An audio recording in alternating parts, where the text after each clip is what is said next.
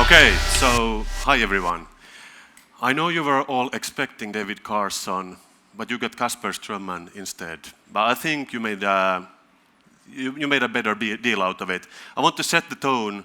I built a little picture of what to expect, because I think we got the balance right here. After all, David Carson hasn't been maybe that relevant since the 90s, and after all, I was graphic designer of the year last year. But anyway, I've been very interested in heraldics lately, or in recent years. I read this thing about these three guys in the 50s who decided that we have all these cities and municipalities in Finland, and they all would need a sort of heraldic sign, a coat of arms. So they decided they're not going to wait around till everyone gets their fine idea of heraldics. They're going to design one for every city and village in this country. And it's interesting since they did a lot of pro bono work. They didn't even charge for most of it. Olaf Eriksson, Gustav von Numers, and the third guy. But anyway, because I'm thinking this was a long time ago, 50s, and now it's 2014. So I think it's about time we update some of these fine signs for cities. And as an example, I brought you Kajaani, which is a city I've never been to, and it's in eastern Finland. Their coat of arms features a nice castle and some kind of, little river that flows out. I don't know, do we have Kajaani in the house here? No? No one. But then I read that this is all based on lies and deceit, because this castle was destroyed by the Russians in the 17th century. And that wouldn't have been so bad, but then the city of Kajaani decided to just use it to build a bridge over in the 1920s. Because what's more practical than using this fine little island to build a bridge over? And people soon, in the 70s, they realized, no, this was stupid, so they tore down the bridge and built an even wider one. And what's funny is, I've never been to Kajaani, but it seems like it only goes from one suburb to another. Apparently there's like a proper bridge going somewhere close to it. That's why I thought, let's work with this and make them a new coat of arms that reflects this new climate. And I think I did a really good job with it. I mean, I haven't heard back from the city or anything, but I think this has to be done. And obviously this is not the only place in Finland that has the same problem. My mom moved to Rauma, a smallish city on the west coast a few years back, and their coat of arms dates back from the 1490s, and it's an old sign. It's just a crown and 4 R's. And I thought, why not update the typography? I am graphic designer of the year. Crowns, I mean, they're not really what we're about in the new millennium. So baseball cap, and I even made a little slogan for them, which I think Elinikäinen Rauma, which will be a great feature to their fine city. Also Kokkola, I mean, I have to remind you, I'm basing this all on stereotypes and just hearsaying, so I've never been to Kokkola either. But this coat of arms was made in a time when tar was a big thing. They would export millions and millions of barrels of this stuff that's probably highly carcinogenic and not great these times. But I just went on and updated it with a shipping container. But I wanted to keep the sort of fiery weirdness for it. So it's a shipping container on fire and a helmet on top instead of the crown. I think I'm doing a great job. Then I got really carried away. I started working with a lot of the images we have in our head when we hear the name of a certain city. This is not like crystal clear for people from outside of Finland, but it's a famous furniture chain which stems from this very city. Kauniainen, they have a reputation for being a bit more well-off, so I used them. I borrowed the Monopoly Man, and obviously Kerava, which, boy racers is what it's all about, basically. I hear Kerava is applauding down there, so I think I've done a good job here.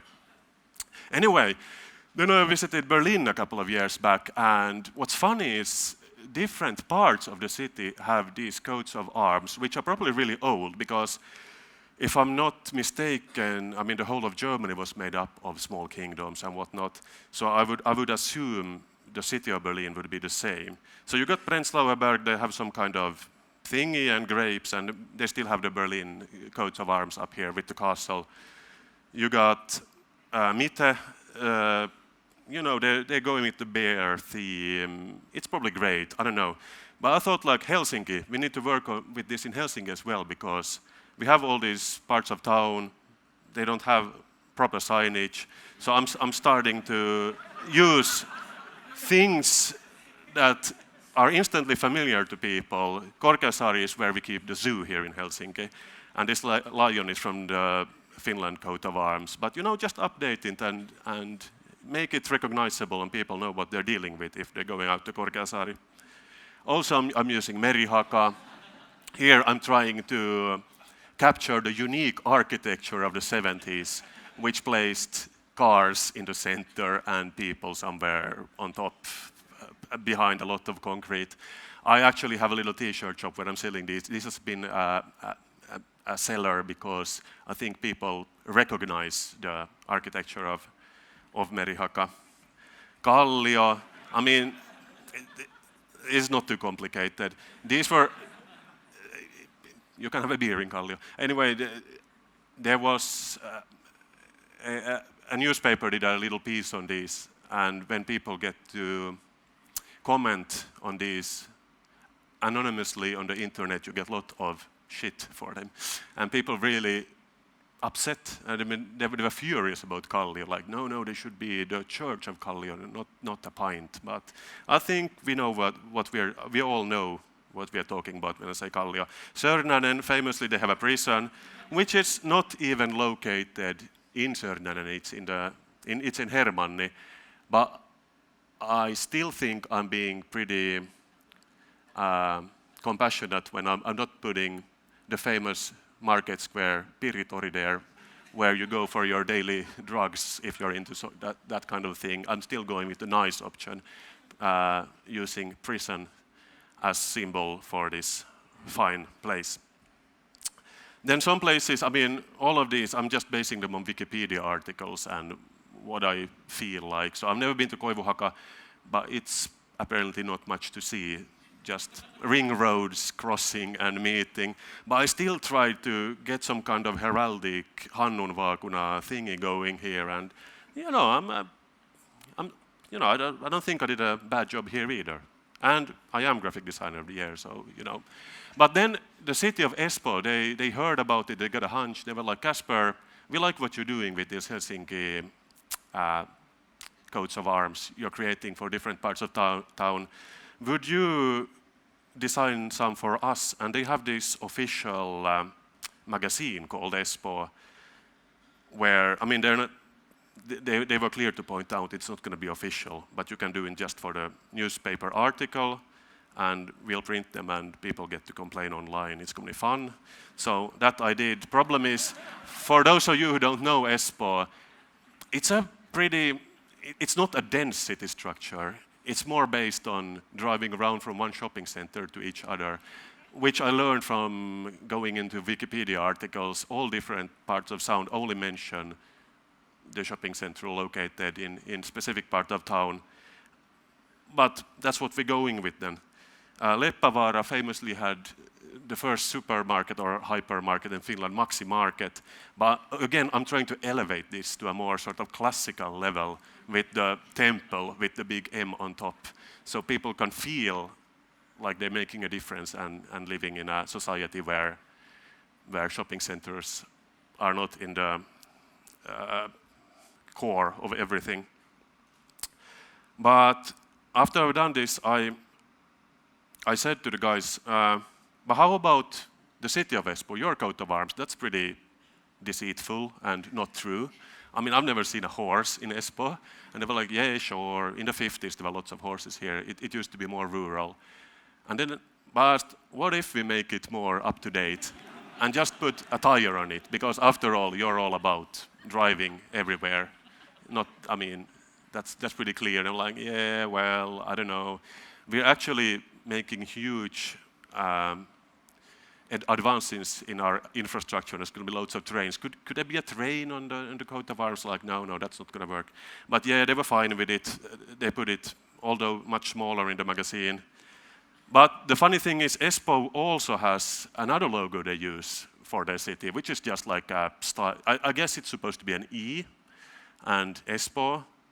But the way I see it, it should be more, again with the cars, you know, let's work with that. But this one, they wouldn't be that into. They were like, you know, we're not going to print this one. You can do whatever you want with it, but you could burn it or something. But, you know, don't come close with that one.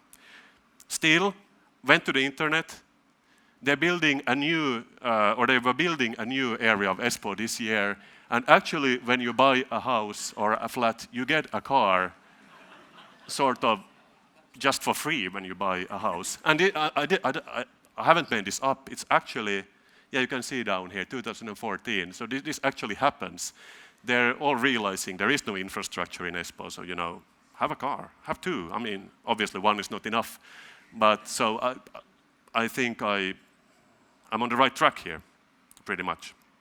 Anyway, I sometimes travel further in Espoo.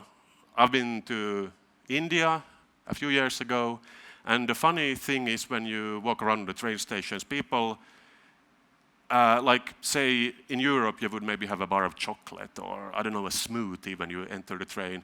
But at least, well, this is probably 10 years ago, everyone seemed to be eating a lot of biscuits. Because, I mean, it makes sense if it's really hot. They don't melt, and you get a lot of glucose from it. I know it sounds disgusting, but glucose biscuits was what it was all about. And, I mean, I'm liking, as a graphic designer, obviously I like this very layout of it. Party G, the company is called Party, which I also like. And then it also says JK Biscuits up there, which I guess is the company. Yeah, and these were everywhere. I could see this was a big seller. The thing was, though, you went to another kiosk and they had another brand of biscuits that was called Parle-G, and this claimed to be the world's largest selling biscuit, but I don't know, it seemed like an underdog, but I guess they were doing what they were doing right. Obviously there was a third brand called Glucose Biscuits. Now the company was called Parle-G, and it's the real energy food. It's biscuits, and they got milk, glucose, iron, vitamins. Would you think there was a fourth brand? There was a fourth brand. Also called Glucose Biscuits, company called 007, and it's Power Plus. So I like what they're doing with their package design. I mean, you got something going, just use it, take it and use it. I mean, don't be shy. It's up for grabs, basically. But obviously, I mean, different visions on copyright exist in this world. But sometimes having a product look similar to another one can be a good thing. Say, when you're buying milk. I mean, this is a thing I was into a couple of years ago, that you buy your milk and you get like your ordinary cornflakes milk comes in a blue container. And obviously there are a couple of dairies, three or four maybe in this country, and they all go with the same color for the same fat amount in their milk. But then when you go over to Sweden and you want 1.5% fat milk, they suddenly package it in a green container, and that feels wrong on so many levels.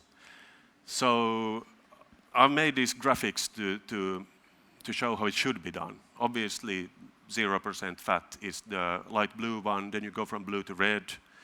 Sweden not doing it right.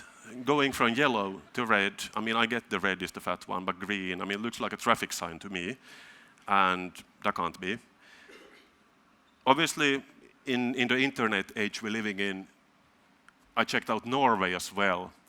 They're going with this cerise, magenta, whatever you want to call that, purple packaging for the skimmed milk, and then you got some kind of bluish green, and the fat milk is red. And I wanted to know why they're doing this. So I sat down and wrote a letter to all these dairies. You know, and I got some answers. Hanne Isohaaho of Valio wrote me, and she said, thank you, very interesting. this has been going on since the 60s, and blah, blah, blah, blah, blah, blah, blah, blah, blah. But I couldn't, we don't know why this happened. It just happens. There's no, it's like Loch Ness Monster and the Yeti. There's no explanation to it. Norway, pretty much the same thing. Halvard Opsahl answered me, and he said, yeah, begynnelsen av 60-tallet, that's my Norwegian, that's when it happened, 60s, because there was a thing called the Dairy Central something, Centralstyre, that just decided that this is going to happen. And I guess the 60s would make sense in the sense that before that you probably just drank straight from the cow. But as soon as you got milk cartons, you need to come out with colors and make people understand what we're talking about. But then Christina of Arla, she had this real answer for me. And she basically writes that this is a very old thing, and back in rural Sweden, thousands of years ago, when you made a really fat cheese, you would just wrap it in a red maggjördel, whatever that means, like a red little packaging, and people would immediately recognize it as a real fatty cheese. And I was really happy about this, because, you know, so there is a logic to this word. It's just not willy-nilly carton. But then I continue my studies, and in Denmark they're going with this weird system where they go from gray to blue, and that didn't feel right. Iceland, they're going from this purple via yellow to blue. So this mixed up my theory a little bit. Like obviously they're not playing by the rules, which are clearly stating that a fat milk should be red. I've studied in London. I had real troubles to start with because the skim milk is red and the fat milk is blue. I was just not buying milk for a long time because it felt wrong on so many levels. But I made this color chart because I am a graphic designer, where I place the color on a grid. And then you can, maybe if you're a skilled graphic design scientist as me, you can come up with this solution that there is actually a thing called the Tropic of Milk Fat, where the fat milk is red north of it and south of the border is blue. And I thought that was pretty, you know, I'm doing a great job here. Anyway, so traditions, I'm a big fan of traditions. And one tradition which is, yes, very Finnish, but also I think pan-European, is the concept of the bridal chest, kapiokirstu, that states that when a man gets a daughter and when the daughter turns 3, he's supposed to build this chest for her, and then she's supposed to slowly fill it up with kapioita, some kind of precious, I don't know, pillowcases for when she gets married, and she can just grab this chest and move into her husband, and then the father gets paid in gold and cows. I don't know exactly how it went. But I thought, like, this hasn't been going on for a while. It wasn't really happening in 1946, as far as I know. I asked my mother, who is born in 1950, and she said, oh yeah, that was a thing. Yeah, I got some old, like, damp mattress or something that was supposed to be my copy of. No, she didn't say that. But so there were still traces of it when she was growing up in the 60s, but now it's long forgotten. But I thought, you know, I'm going to give it a shot. I've got a daughter. I've got a couple of hands. I'm going to do this. So I went out to IKEA and I bought the IKEA print, because I'm no carpenter. I'm a graphic designer. So, you know, and this is how we do it in 2014. And then I created this bridal chest for my daughter, who is born in 2008. I thought, I'm not going to use flowers because flowers are lame and old school. I'm going to use these tribal motifs because that's what the 2000s are all about. And my daughter's name is Stella. That means star.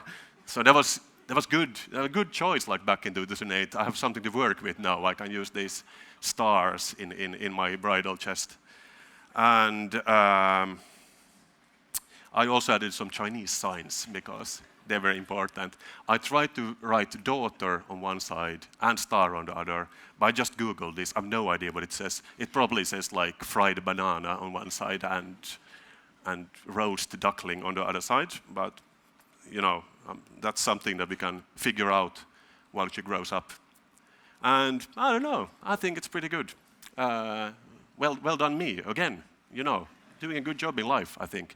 But the problem is like what to fill it with, because in the olden days, different things were considered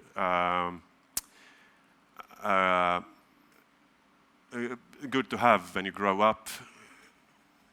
Like, you know, I don't know, what would it have been? Like glasses and cutlery and duvets and stuff like that. But I'm thinking if I would have to put something in here that would gather value till Stella turns 18, it's probably the Moomin mug. I mean, everyone in Finland knows this Moomin mug thing is going apeshit, basically. People are paying huge amounts for these rare Moomin mugs. They can pay up to 4,000 euros for one of these bad boys. I thought, like, obviously, I'm gonna make one myself because I'm able. I've got a pen. I've got a beret, you know. Let's use that. And again, pretty decent job. A Moomin is not that hard, but I decided to take it to the next level. I came up with a new character, which I call Muumeli, which is basically the child of Mymmeli and Moomin Papa, whatever they are called. And that's not all. He's laying his dirty Moomin paws on Snork Maiden, who is Moomin's girlfriend. So there's real drama going on here. So I think if I just place this in the bridal chest, this is going to be like a real time capsule and a picture of 2014 and something that's sure to be very valuable in the future. Anyway, once I get into drawing, I mean, I do all sorts of things for my kids. Kinder eggs, you can make them yourself. It's very cheap. I mean, sure, they're not super happy when they open it and they got raw egg all over their clothes, but a surprise is always a surprise. It doesn't have to be a nice surprise. That's my philosophy in life. Made something for the wife. I call it medallion of salmon, or lohi medaljonki. This thing is this thing is made out of non-precious metal. It's probably like horrible, I don't know, something. It gives you a rash. But obviously, the real specimen would be made out of the finest gold. And I made this Same outfit for myself, because I wanted something as well. It was just like basically a white tracksuit, which I wanted to make more exotic, so hence the Same outfit. You can see the real attention to detail. I spent a lot of time on this one, just kneeling on the floor and penciling away. People keep telling me, Kasper, you're doing all this stuff, but do you have a portfolio? I'm like, no, not really. You should make one. And then portfolio is a bit boring, because I don't want to put up logos and stuff that people can look at. So I created this exclusive webshop. And again, I used my graphic design skills to put it together. From Apple, I've learned that everything has to reflect on the surface. That gives it a more exclusive air. And I'm selling stuff like, there's African vodka and classic light bulbs. That's a thing. I thought, like, we all have these energy-saving lights these days. Maybe I could go for the classics, which use a lot of energy and therefore are more rare. I'm selling them for 99 euros. I'm also selling tiramisu, because I thought I want to make it classy, have something a bit more upscale on my website. I've only got one person wanting to buy something so far, and there was some American lady wanted to buy some licorice, which was really expensive, but then I didn't really know how to handle the situation, so I just never replied. And this is actually making people really confused, but I kind of like it that way. I even made a card for myself that says, it just says successful. I wanted to give it to people, and I thought like, maybe this is a prophecy that will come true if I just keep handing this out to people, but so far, not so much luck. It's really heavy. You could probably kill someone with this card. I'm happy with that one as well. But anyway, on my trip to India, picked up this first book for children as well. Very interesting the way people learn how to read in different countries around the world. And one thing that's obviously a thing most design-conscious people think about, yeah, they're horrible, the words. Ass, baby ball, cock. But that's not my point. Looks scary as well, the kid. But it's just like you don't learn one alphabet when you learn the alphabet. There's 4 different ones, and that's, well, at least here there is. There shouldn't be more than 2 or 3. But obviously you got the capital letters and the normal letters and some, yeah. So the Bauhaus people, they thought about this obviously 100 years ago. Let's just make one typeface that is a blend between the capital letters and the small letters and make that happen. And this never caught on. People are still using both uppercase and lowercase type. Unless you're in Vantaa, or is this, yeah, Vantaa, where this clever lady had solved it on her little computer. And I like the way this is happening now, that before you maybe went to a skilled sign painter or a sign person to get your signs made. Now you just make it yourself and have it printed out and stick it up on the walls. I'm not saying I love the way this type looks, but I like the way she's using big and small type. I mean, capital, you know what I'm saying. So another thing is the way we got all these clip arts, and people can use whatever they have to make it more attractive. This just says, you know, be careful, the floor is slippery, but they put this pagoda in the background, and it's that Mount Fuji. So when I think of 2 slippery things, that's not the first thing. Like, what's the most slippery thing in the world? A pagoda, Chinese pagoda. Okay, just let's stick it there. And it's been going for ages because it was put up in 2002, and it's 2014 now, and it's just been sitting there for 10 years, and no one thought about it that much. Also this one, it just says, like, notice, very official looking. Then someone wrote, you don't have to, there's, you know, don't worry about this notice. There's nothing you should get a reaction out of you. And this just makes me think, like, what's more important, the official looking printed one, or where people actually grab a pen these days and write something. And this picture I took in Barcelona a couple of years ago, I like the fact that there was something going on. I'm no Spanish expert, but it looks like it's occupied and they're resisting, right? But we got these officers here probably like shooting at them, but then they got the one graphic designer thinking, no, I have to climb up on the roof and use the roof tiling to make a really cool font out of that it's occupied and resisting. So I like the fact that they're not only, you know, rebel punks, they're also skilled graphic designers.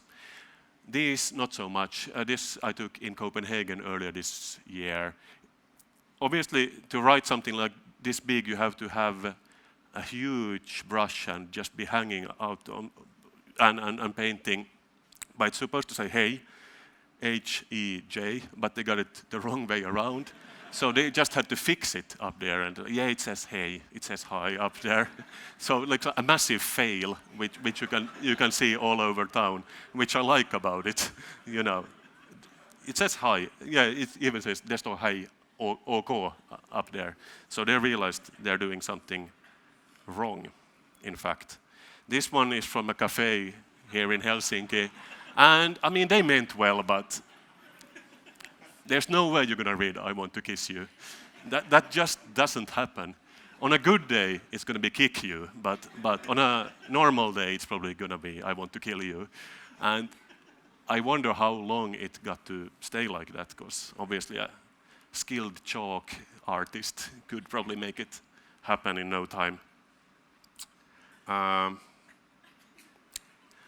I'm an avid flea market person. I go to a lot of flea market, and I like this era when everyone is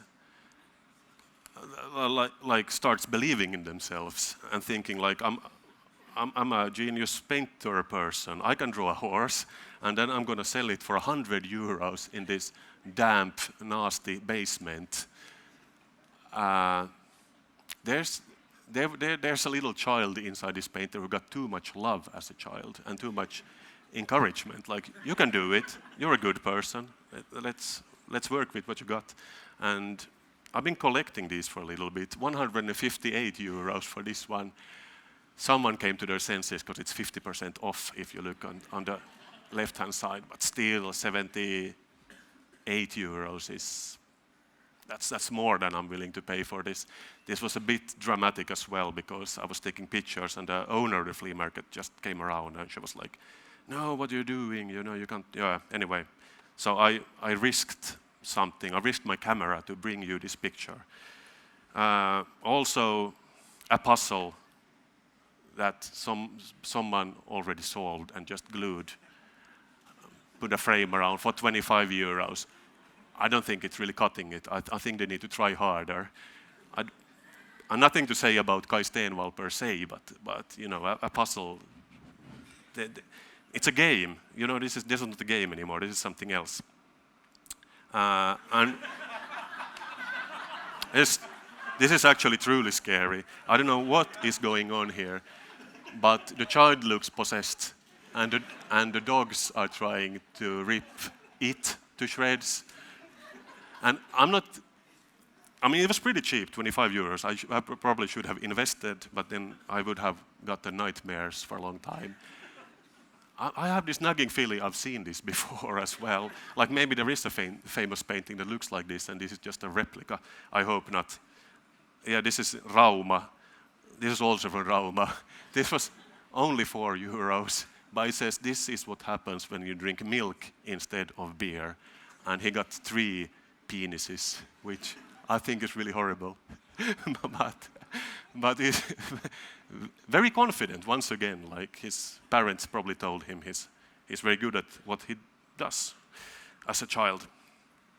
Yeah, so traveling around a bit, taking picture of what comes along. For a long time I've been a fan of this usage of the A4 sheet. So you just like try to fit in a word on every sheet of paper. Becomes pretty interesting typography, if you ask me. Then I'm not really sure about if this dumpster, this trash can, if it needs all these warnings, because it got wheels. This was a busy road. If you don't want people to put anything in it, just wheel it around the back of the building. You know, don't leave it around. So sometimes signage is maybe too much.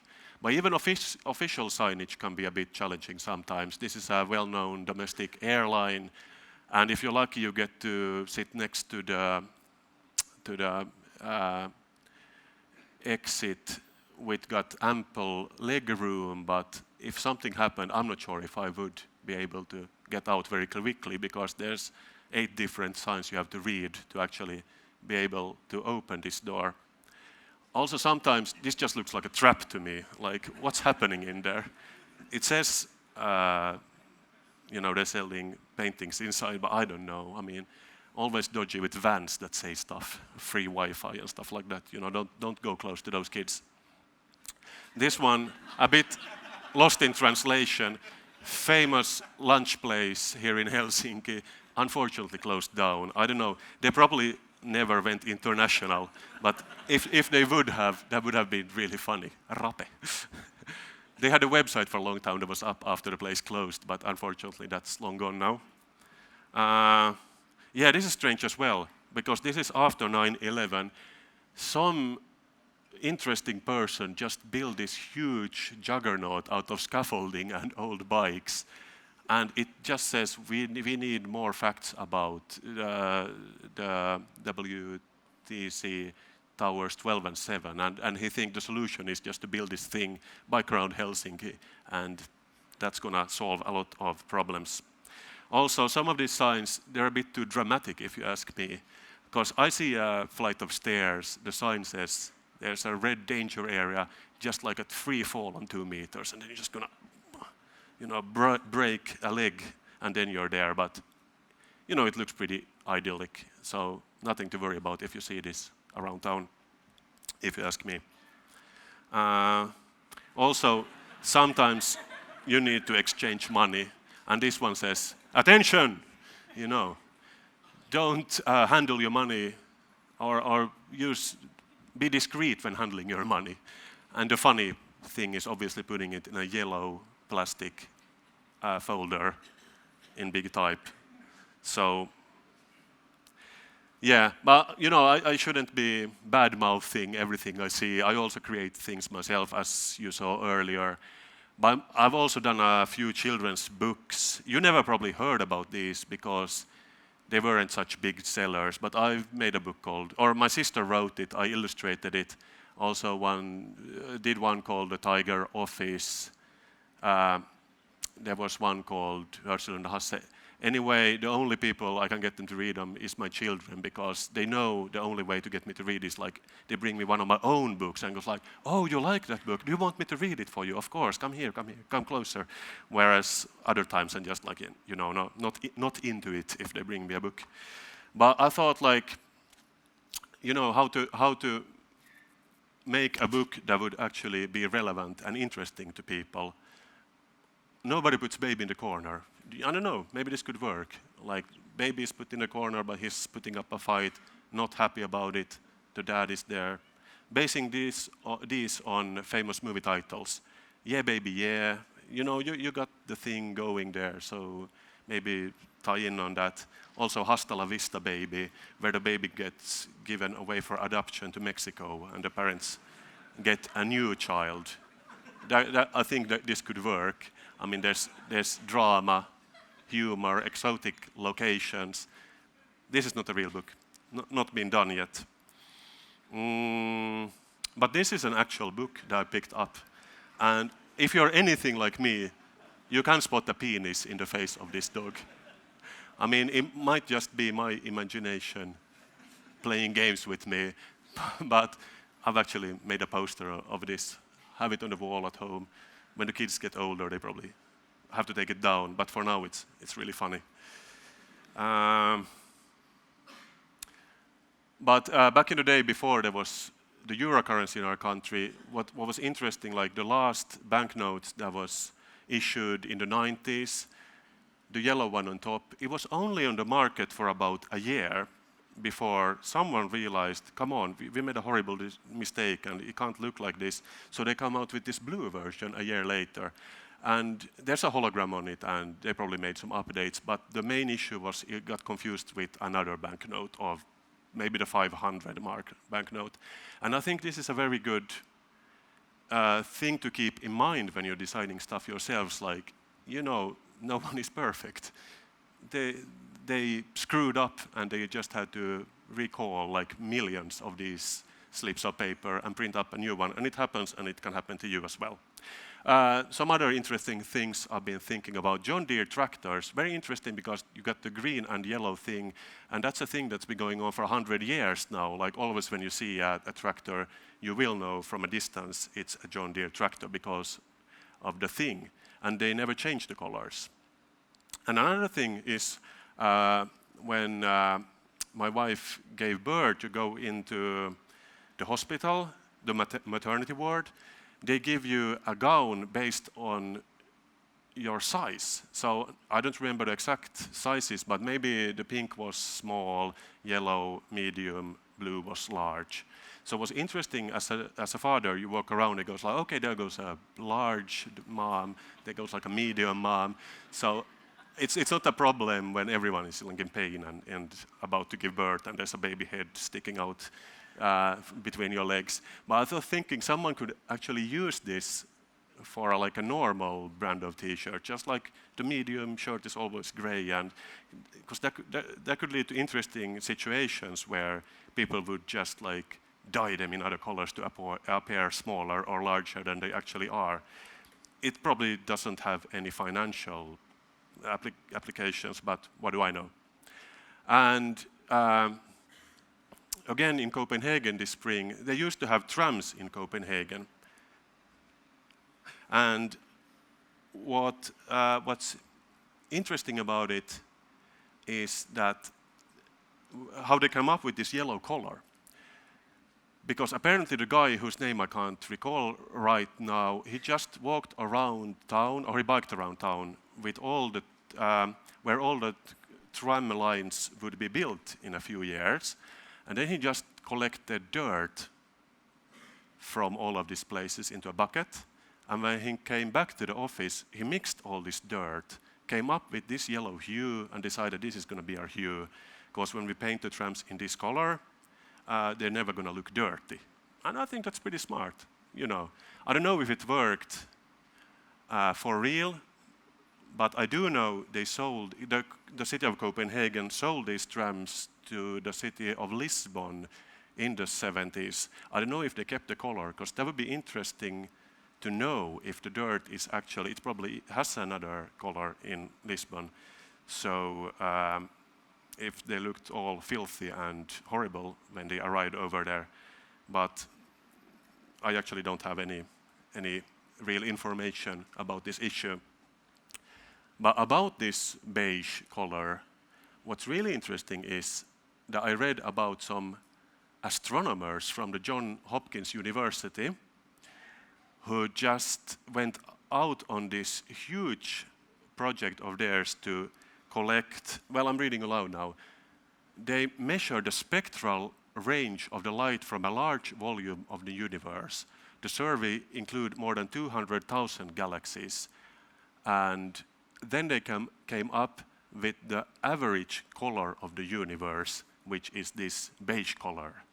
And then they had some kind of competition online to name it, and it was named Cosmic Latte. I don't know if it's a great name, but what I think is interesting about it is you measure the color of dirt, then you take the color of the universe, and you come up with a really similar hue, pretty much. And that's pretty much actually what I have to say today, but because I all know you were expecting someone else, let's not name him, okay, it's David Carson. So I'm gonna leave you with this last slide, which I David Carsonified for you. This is what he would have shown you. Thank you very much.